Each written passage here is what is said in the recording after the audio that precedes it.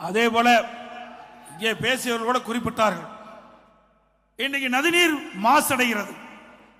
இன்றைக்கு காவிரியில் மேட்டூர் அணையிலிருந்து வெளியேறுகின்ற நீராக இருந்தாலும் சரி, பவானிசார் அணையிலிருந்து வெளியேறுகின்ற நீராக இருந்தாலும் சரி, நொய்யில் இருந்து வெளியேறுகின்ற நீர் அமராவதி ஆற்றிலிருந்து அமராவதி அணையிலிருந்து வெளியேறுகின்ற நீராக இருந்தாலும் எல்லாமே காவிரி ஆற்றில் தான் கலக்குது.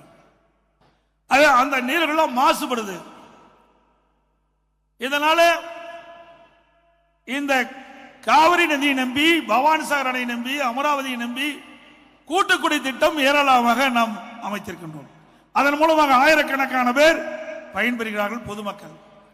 ஆக இந்த மாசுபட்ட நீர் நதியிலே கலக்கக்கூடாது என்பதற்காக நான் முதலமைச்சர் காலத்திலே பாரத பிரதமரை சந்தித்த போது நடந்தாய் வாழி காவிரி என்ற ஒரு அற்புதமான திட்டத்தை உருவாக்கி பாரத பிரதமரிடத்தை வழங்கினேன்.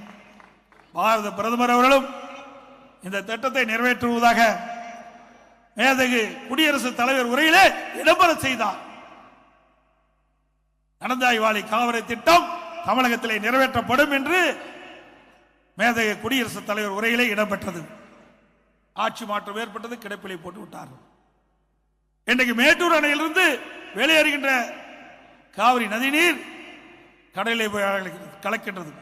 அந்த ஆற்றின் இரண்டு பக்கங்களிலும் இருக்கின்ற கரையில் இருக்கின்ற ஆங்காங்கே நகரங்கள் இருக்கின்றன. நகரத்திலிருந்து வெளியேறுகின்ற அசுத்த நீர் அப்படியே நதியில் கலக்கின்றது. அதனால அந்த ஆற்று நீர் மாசுபடுகிறது. அதே போல பவானிசாகரிலிருந்து பவானி வரை, மேட்டுப்பாளையத்திலிருந்து பவானி வரை வருகின்ற நீர் பவானிசாகர், அந்த ஆற்று நீர் அங்கே கரை ஓரமாக இருக்கின்ற அந்த நகரத்திலிருந்து வெளியேறுகின்ற நீரெல்லாம் அசுத்த நீர் அந்த ஆற்றிலே கலக்கின்றது. நீர் மாசுபடுகிறது. அமராவதி அந்த அணையிலிருந்து வெளியேறுகின்ற நீர் காவிரியை போய் கலக்கின்றது. அப்படி வருகின்ற பொழுது அந்த ஆற்றிலே ஆற்றுக்கரையின் ஓரமாக இருக்கின்ற நதி, அங்க இருக்கின்ற நகரத்திலிருந்து வெளியேறுகின்ற நீர் அந்த ஆற்றிலே கலந்து நதி நீர் மாசுபடுகிறது.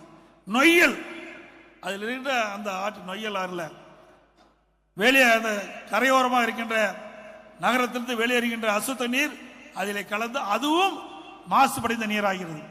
ஆக இதற்கெல்லாம் தீர்வு காண வேண்டும் என்பதற்காக காவிரியிலிருந்து காவிரி நதி நீர், பவானி ஆறு, நொய்யல் ஆறு, அதே போல அமராவதி ஆறு, இதில் இருக்கின்ற அசுத்த நீரெல்லாம் சுத்தப்படுத்தி அதிலே விடுவதற்கு நடந்தாய் வாழி காவிரி என்ற ஒரு திட்டத்தை 14,000 கோடியில மத்திய அரசுக்கு தயார் செஞ்சு கொடுத்தோம். அவர்களும் செயல்படுவதற்கு தயாராக இருந்தாங்க. ஆட்சி மாற்றம் ஏற்றத்தின் காரணமாக ஆட்சி மாற்றம் வந்ததற்கு பிறகு திராவிட முன்னேற்ற கழக அரசு கண்டுகொள்ளவில்லை, கிடப்பிலே கிடக்குது. இன்னைக்கு அந்த திட்டம் நிறைவேற்றப்பட்டிருந்தா நாம் கொடுக்கின்ற நீர் சுத்தமான நீரா இருக்கு. அதுவும் இந்த ஆட்சியில செயல்படுத்தல. அதே போல கோதாவரி காவிரி நதிநீர் இணைப்பு நான் முதலமைச்சர் அந்த காலத்தில் பாரத பிரதமர் கொடுத்தேன். பிரதமர் ஏற்றுக்கொண்டார். அற்புதமான திட்டம். ஒவ்வொரு ஆண்டு அண்டை மாநிலத்தை நம்பி இருக்கிறோம். தண்ணீருக்காக நிரந்தரமாக தண்ணீர் கிடைக்க வேண்டும் என்று சொன்னால் நம்முடைய விவசாயிகளுக்கு குடியிருக்கும் கோதாவரி காவிரி திட்டத்தை நிறைவேற்ற வேண்டும். பிரதமர் கொடுத்த அவர்களும் ஏற்றுக்கொண்டார்.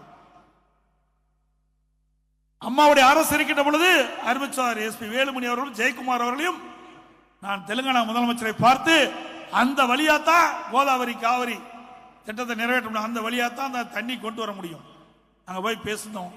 அவர்களும் ஒத்துக்கொண்டார்கள். அவருடைய மாநிலத்தில் இருந்து தண்ணீர் செல்வதற்கு ஒத்துக்கொண்டார்கள். அதே போல ஆந்திரா மாநில முதலமைச்சரையும் அறிவிச்சார் வேலுமணி அவர்களும் திரு ஜெயக்குமார் அவர்களும் சந்தித்து பேச வேண்டும் என்று பணித்தேன். அவர்களும் முதலமைச்சரை சந்தித்து பேசுகின்றனர். நான் ஏற்கனவே முதலமைச்சர் பேசி வைத்தேன். அதன் பேரிலே நம்முடைய 2 அமைச்சர்களும் அப்பொழுது இருக்கின்ற பொழுது போய் பேசினார்கள். அவரும் ஒத்துக்கொண்டார். விரிவான திட்ட அறிக்கை தயாரிக்கப்பட்டது. ஆட்சி மாற்றம் வந்தது. அதையும் கிடப்பில் போட்டாங்க திமுக ஆட்சி. நீர் மேலாண்மைக்கு முன்னுரிமை கொடுப்பதே கிடையாது. மக்களை பற்றி கவலை இல்லை. விவசாயிகளுடைய விரோத ஆட்சி செய்கின்ற முதலமைச்சர் இன்றைய முதலமைச்சர்.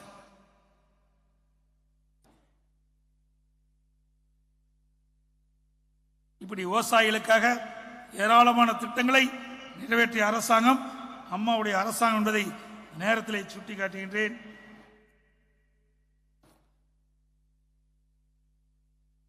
அதேபோல விவசாயிகள் இன்றைக்கு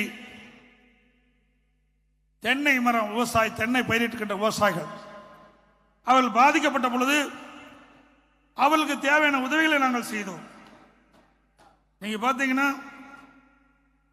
அந்த மாவு பூச்சி விழுந்தது, உடனடியாக வெள்ளை அந்த தென்னைகளை தாக்கியது. இதனால் விளைச்சல் குறைந்தது, விவசாயிகள் பாதிக்கப்பட்டாங்க. அதற்காக அதிமுக அரசு 5 கோடி ரூபாய் ஒதுக்கி அந்த வெள்ளை ஈகளை கட்டுப்படுத்தினோம். இன்றைய தினம் தென்னை மர விவசாயிகள் கடுமையாக பாதிக்கப்பட்டிருக்கிறாங்க. ரூக்கோ சுருள் வெள்ளை ஈ தாக்குதல், காண்டாமிரஸ் வண்டு தாக்குதல், கேரள வாடல் நோய், தஞ்சாவூர் வாடல் நோய், கேரள மஞ்சள் வாடல் நோய், சிலந்தி பூச்சி தாக்குதல், கருத்தலை புழு தாக்குதல், பென்சில் முனை தாக்குதல் நோய்களுக்கு கடுமையா இந்த நோயெல்லாம் தென்னை மரத்தை பாதிக்கக்கூடிய ஒரு சூழ்நிலை இருக்கின்ற காலத்தில் தென்னை விவசாயிகள் கடுமையாக பாதிக்கிறார்கள். அதை பற்றியெல்லாம் கவலைப்படாத முதலமைச்சர் தான் இன்றைக்கு முதலமைச்சர் திரு ஸ்டாலின் அவர்கள். அதோடு கொப்பரை தாங்களுடைய விலை குறைஞ்சது, உன்னுடைய அறிவிச்சார் வேலுமணி அவர்களும் அறிவானன் பொள்ளாச்சி அவர்கள் இடத்துல சொன்னாங்க, தென்னை மர விவசாயிகளாக கடுமையாக பாதிக்கிறாங்க, கொப்பரை தேங்காய் விலை குறைஞ்சு போச்சு. இன்னைக்கு பிரதமரை பார்க்கும்போது இதை சொல்லுங்கன்னு சொன்னாங்க. சொன்ன உடனே கிலோ 70 ரூபாய்க்கு வித்தது 113 ரூபாயாக உயர்த்தி கொடுப்பதற்கான நடவடிக்கை எடுத்தோம். தென்னை நார் தொழிற்சாலை அதிமுக ஆட்சியில் இருக்கும்போது நல்லா நடந்தது, பல பேருக்கு வேலை கிடைச்சது. இன்றைக்கு அந்த பல தொழில் இந்த தென்னை நார் தொழிற்சாலைகள்லாம் பல மூடப்பட்டவன, இதில் பணிபுரிந்த தொழிலாளர்களால் வேலை இல்லாத சூழ்நிலை இன்றைக்கு ஏற்பட்டு என்பதை இந்த நேரத்தில் தெரிவிக்க விரும்புகின்றேன்.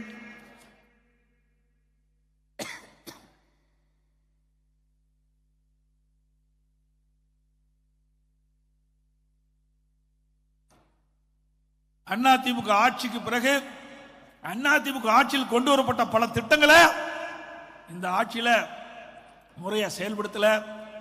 சில திட்டங்கள் 2-3 ஆண்டு காலம் கழிச்சு தான் நிறைவேற்றிக்கிறாங்க.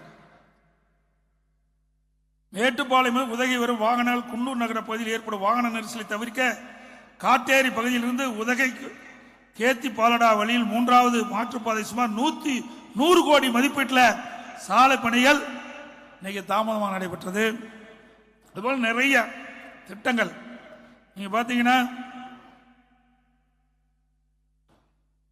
230 கோடியில் அதிமுக ஆட்சி இருக்கும்போது கோவை, திருப்பூர், ஈரோடு, கரூர் மாவட்டத்தில் உள்ள நொய்யலாறுல 18 அணைக்கட்டுகள், குளங்கள், அணைக்கட்டு பகுதிகள், வாய்க்கால்கள், மணல் போக்கின் மதகள், செப்பிடல், நீர்வரத்து, ஓடைகள் புதுப்பித்து தடுப்பணை, இந்த பணியெல்லாம் அதிமுக ஆட்சியில் செயல்படுத்தணும். அதோட உடுமலைப்பேட்டை 100ஆண்டு விழா பாதாள சாக்கடை திட்டத்தை நாங்கள் தான் கொண்டாந்தோம். அதிமுக ஆட்சியில் தான் கொண்டாடப்பட்டது.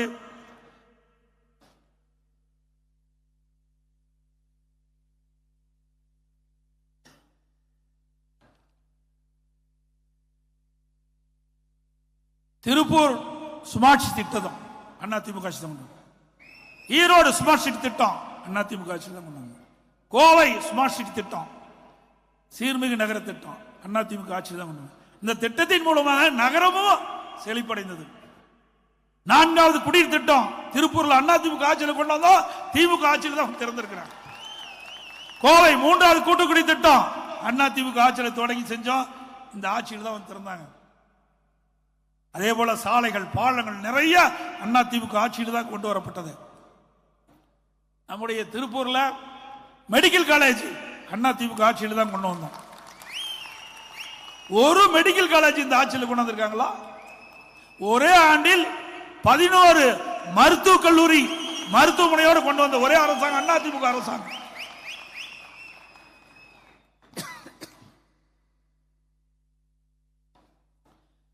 ஈரோடு கோபி 4 வழிச்சாலை அமைச்சு கொடுத்தோம் அதிமுக ஆட்சியில்.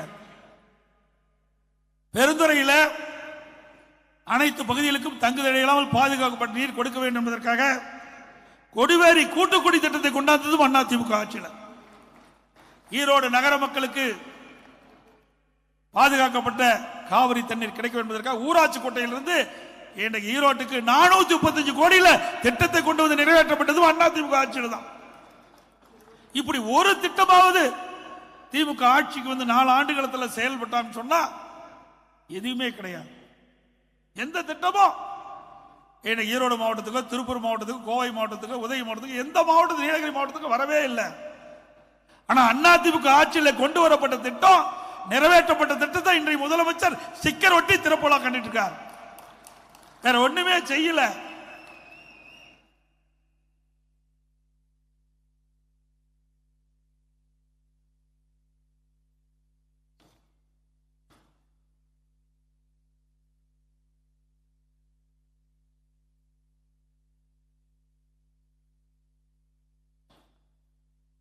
இதே திராவிட முன்னேற்ற கழக அரசு இருக்கின்ற பொழுது விவசாயிகள் தங்களுடைய பம்பு செட்டுக்கு 1 பைசா, 1 யூனிட் 1 ரூபாய், அதாவது விவசாயியுடைய மின் கட்டணத்தை குறைக்க வேண்டும் என்று விவசாயிகள் போராடினார்கள்.